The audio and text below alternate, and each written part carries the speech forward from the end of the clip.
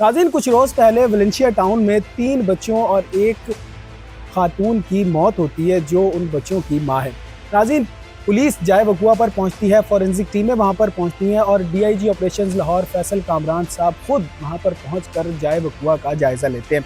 नाज़रीन, यहाँ तक तो पुलिस ने शवाहिद इकट्ठे किए, डेड बॉडीज़ को भेज दिया गया और उसके अलावा नाज़रीन जो उसका हस्बैंड था उस खातून का, उसको गिरफ्तार कर लिया गया।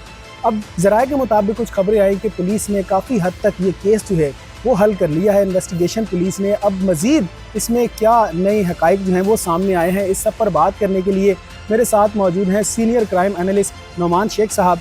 इनसे जानते हैं। शेख साहब, अस्सलाम वालेकुम। वालेकुम अस्सलाम। शेख साहब, जैसे तीनों बच्चों और उनकी वालदा की मौत हुई थी, उसके बाद लग रहा था यहाँ तक कि ये इन सब की मौत जो है, उस केस में सबसे पहले पुलिस को जो इत्तला मिलती है वो 8:20 पर मिलती है कि इस तरह 3 बच्चों की और उनकी वालदा की हालत जो है वो नाजुक है, जिस पर इंचार्ज चौकी हल्लों की वहाँ पे पहुँचते हैं।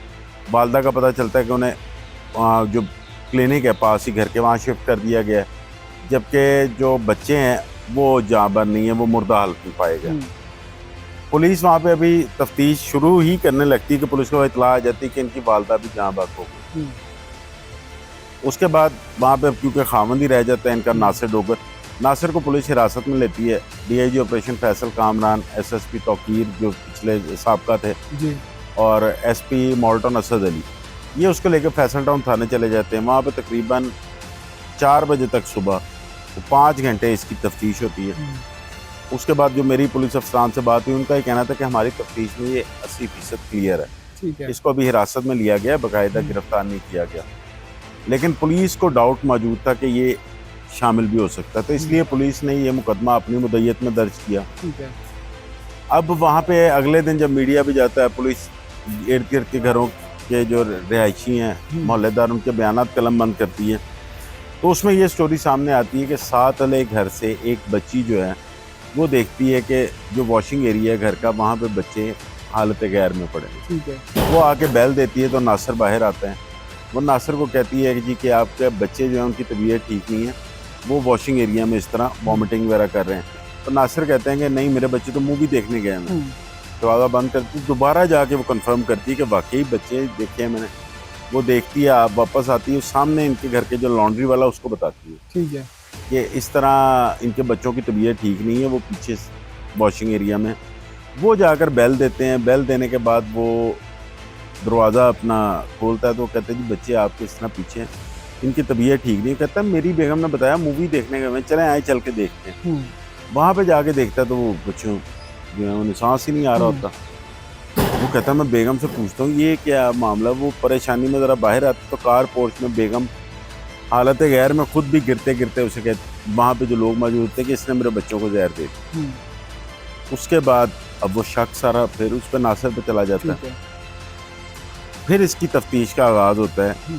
तो जो इब्तदाई कह लें कि मेडिकल रिपोर्ट आई, उसमें ये पता चला कि बच्चों ने कोई जहरीली चीज़ खाई है इनकी वालदा ने, और उसका जहर इतना तेज़ था कि उसने जाकर अंदर जो है वो मैदा गला दिया एक तरह का, तो बड़ी जल्दी रिएक्ट किया और ये 20 से 25 मिनट में रिएक्ट हुआ सारा। और नासिर कहता है कि मैं तो 6-6:15 बजे घर से निकल गया हुआ था, मैं तो आया हूँ 1.5 घंटे बाद ग्रॉसरी करके। ठीक है। फिर वहाँ से सेफ सिटी कैमरों की फुटेजेज ली जाती है।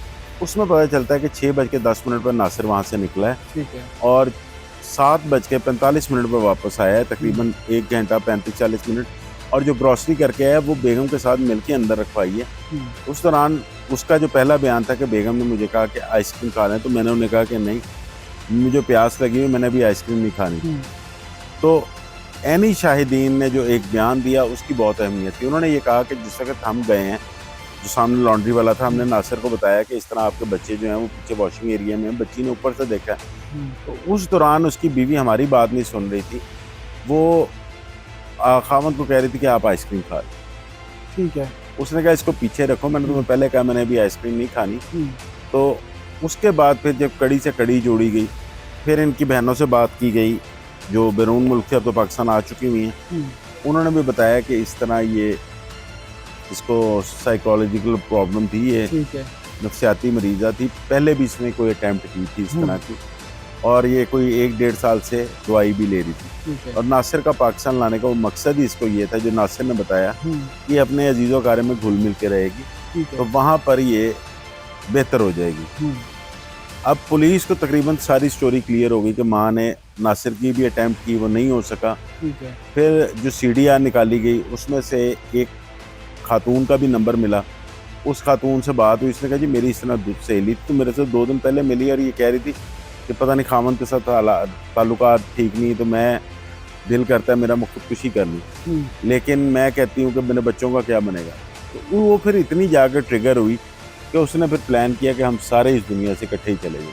ठीक है। लेकिन उसमें खुशकिस्मती के नासिर जो है वो आइसक्रीम नहीं खा सकता। शेख साहब, अब नासिर को रिहा कर दिया गया है या नहीं अभी? नासिर को उसी वक्त रिहा कर दिया गया था इस शर्त पे कि जब आपकी ज़रूरत पड़ेगी तो आप शामिल तफ्तीश होंगे। उसके बाद आप देखें कि SSP जो इन्वेस्टिगेशन है मोहम्मद नवीद, इनको अदालत ने बुलाया था क्योंकि दरख्वास्त दायर की गई थी इनकी डेड बॉडीज लेने के लिए।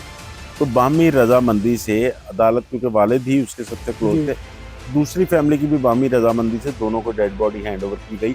मॉडल टाउन कब्रिस्तान में हुई जो इनका आबाई कब्रिस्तान था। ठीक है। तो वहाँ पर जाकर ये पता चलता है कि दोनों जानते हैं कि क्या हुआ। हम्म, अब पुलिस सिर्फ इस चीज़ पर तफ्तीश कर रही है कि वो जो जहर था वो कहाँ से आया। यानी वो वो किसने अभी ला तक के नहीं दिया? पता चला कि वो जहर अभी कहाँ से? नहीं, पुलिस ने एक शख्स हिरासत में भी लिया है ठीक है। जो कि इनका करीबी है, लेकिन वो अब उसके पसे पर्दा हकाइक क्या थे, जहर क्यों मंगवाया गया, क्यों उसने ला के दिया, क्या कोई जायदाद का तनाज़ा तो नहीं था या किसी को, क्योंकि 15 साल बाद ये पाकिस्तान आए थे, ठीक है। कोई पुरानी रंजिश तो नहीं थी। अब इन नुकात पे जो पुलिस तफ्तीश कर रही है वो 3 से 4 दिन में जो फॉरेंसिक टीमों की रिपोर्ट है वो आ जाएगी। उसके अलावा जो कम्प्रीहेंसिव रिपोर्ट है वो कैसे महफूज रहा। नाज़रीन, जैसे ही इसकी नई तफसीलात हम तक आती हैं हम आप तक ज़रूर पहुँचाएंगे। तब तक के लिए आपकी क्या राय है कमेंट सेक्शन में ज़रूर आगाह करें। अपना बेहद ख्याल रखें, अपने मेज़बान को इजाज़त दीजिए। अल्लाह करीम आपका हामी नासिर।